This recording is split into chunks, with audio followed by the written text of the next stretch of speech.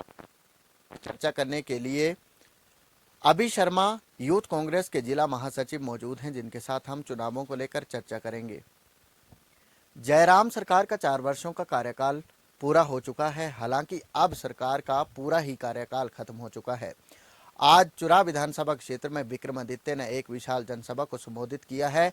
अभी शर्मा से जानेंगे कि इस जनसभा को वो कैसे देखते हैं। बहुत बहुत धन्यवाद सबसे पहले आपके चैनल का कि आपके माध्यम से मुझे लोगों के साथ में बातचीत करने का मौका मिल रहा है। और सबसे इम्पोर्टेंट बात देखिए, आपने जैसे खुद बात कही, एक विशाल जनसभा जो है वो संबोधित हुई है, तो आप इसको अपने आप समझ सकते हैं बड़े आसान शब्दों में कि कितना बड़ा जन सैलाब जो है इस समय कांग्रेस पार्टी के पास चुरा में है।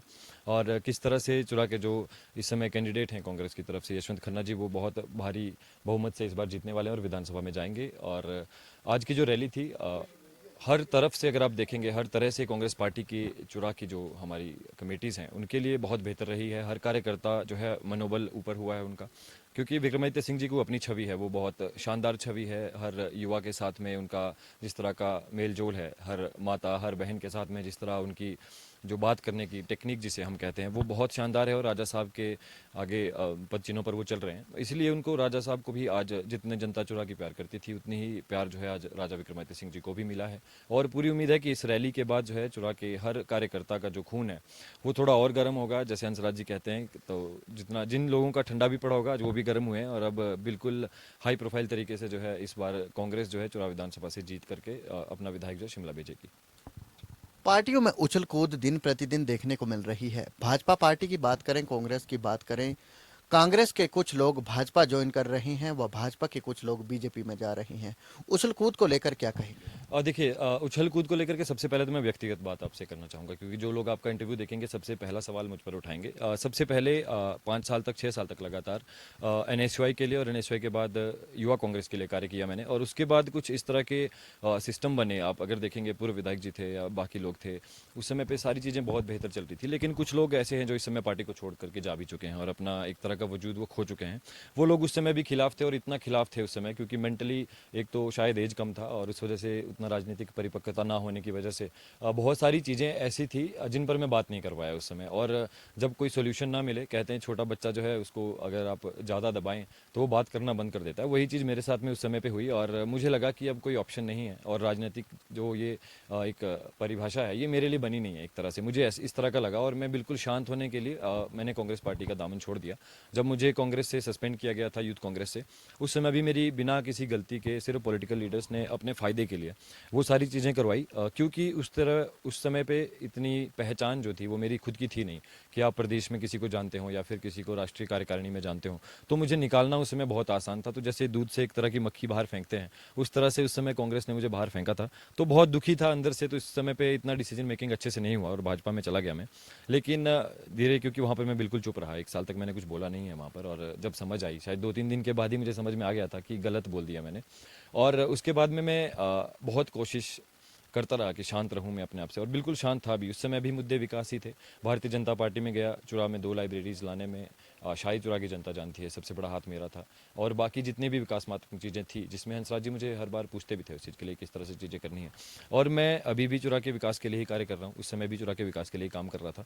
और उसके बाद जैसे ही समय आया, जैसे ही मुझे आदेश हुए हाईकमान से कि आपको वापस आना है, तो मुझे सबसे पहले प्रदेश कोऑर्डिनेटर बनाया गया यूथ कांग्रेस की जो यूथ एनालिसिस विंग है, और उसके बाद अब मुझे जिला चंबा का महासचिव बनाया गया है। तो ये उछल कूद मेरे हिसाब से चलती रहेगी, लेकिन इस बार चुरा कांग्रेस जो है बहुत भारी मतों से जीत रही है। और सबसे बेहतर ये चीज़ है कि प्रकाश भूटानी जी जैसे जो है वो कांग्रेस छोड़ करके गए हैं, तो उन्होंने अपना वजूद ही खोया है। और अगर उनके पास वजूद होता उस तरह का, तो शायद उन्हें कांग्रेस उन्हें टिकट देता, और अगर उन्हें कांग्रेस टिकट देता तो मुझे नहीं लगता कि इस तरह का कोई भी हुजूम जो है आज भी आपको देखने को मिलता। तो यशवंत खन्ना जी जो है सशक्त नेता हैं, सुरेंद्र कुमार भारद्वाज जी का आशीर्वाद उनके ऊपर बिल्कुल पूरा है, और पूर्व विधायक जी के पास अपना एक अलग कैडर वोट था जो बिल्कुल इस समय यशवंत खन्ना जी के साथ में है। उनमें से मैं भी एक हूँ, और हम भी यशवंत खन्ना जी के साथ में चल रहे हैं, और यशवंत खन्ना जी जीतेंगे इस बार, और भारी बहुमत से जीतेंगे। आपको नहीं लगता है कि चुरा विधानसभा क्षेत्र में राजनीति में कुछ बड़ा ही बदलाव देखने को मिल रहा है? जो बदलाव है, परिस्थितियां बदली बदली सी लग रही है, इसे कैसे देखते हैं आप? और देखिए एक बात कहूँगा, आज से 20 साल पहले के चुनाव शायद कुछ अलग तरीके से होते थे। उस समय ये भी नहीं कहूँगा कि लोग उतने पढ़े लिखे नहीं थे, लेकिन आज के स्तर के हिसाब से उतने पढ़े लिखे लोग नहीं थे। आज अगर आप देखेंगे तो हमारे युवा जो हैं वो बहुत सारी वो एचएएस क्वालिफाइड हैं, कुछ आईएएस कर रहे हैं, कुछ पुलिस में हैं, कुछ अलग अलग जगह पे जॉब्स कर रहे हैं। जेबीटी, जैसे मैं खुद जेबीटी का प्रदेश का उपाध्यक्ष हूँ, तो 40,000 हिमाचल प्रदेश में है, तो 2,000 से ज़्यादा जो है वो चुनाव में जेबीटी हैं। तो मतलब पढ़ा लिखा समाज है अब चुनाव विधानसभा क्षेत्र का, और यहाँ पर अब मुद्दों की राजनीति पे बात होती है। अब अगर आप देखेंगे पहले की तरह सिर्फ धर्म पर या फिर जाति पर अब बांट नहीं सकते किसी को। तो अब यहाँ पर जो राजनीति है वो सिर्फ मुद्दों पर होती है, जिसके मुद्दे बेहतर होंगे वही जीतेगा और वही सरकार में जाएगा। आप एक युवा हैं, युवा क्या कुछ आप संदेश देना चाहोगे? किस संदेश से कांग्रेस को मतदान करना चाहिए या बीजेपी को मतदान करना चाहिए?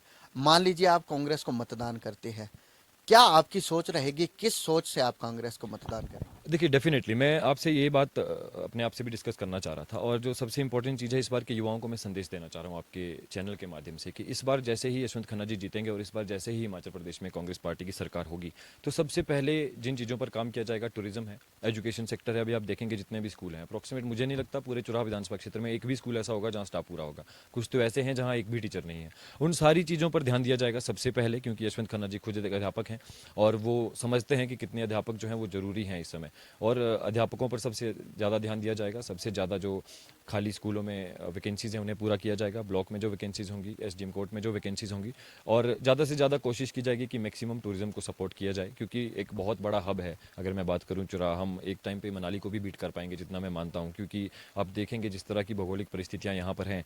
तो जैसे जैसे धीरे धीरे ये चीज़ें होती जाएंगी, और सबसे इंपॉर्टेंटली ये काम जो है इस बार एजुकेशन, हेल्थ और तीसरा जो टूरिज्म पे होने वाला है मेनली। और इस बार जैसे आप देखेंगे अभी हॉस्पिटल की जो हालत है, सबसे पहले उसे बेहतर किया जाएगा। ये थे हमारे साथ विशेष चर्चा करने के लिए यूथ कांग्रेस के जिला महासचिव अभी शर्मा, जिनका कहना है कि अगर वे कांग्रेस को मतदान करेंगे तो टूरिज्म को लेकर भी कार्य करेंगे। बेरोजगारी की भी इन्होंने बात की है। इनका कहना है कि युवाओं को ये संदेश दे रहे हैं कि उसी सरकार या उसी पार्टी को मतदान किया जाए जो पार्टी इलाके का विकास करवा सके। देखते रहिए फास्ट समाचार चंबा के लिए मोहम्मद आशिक की रिपोर्ट।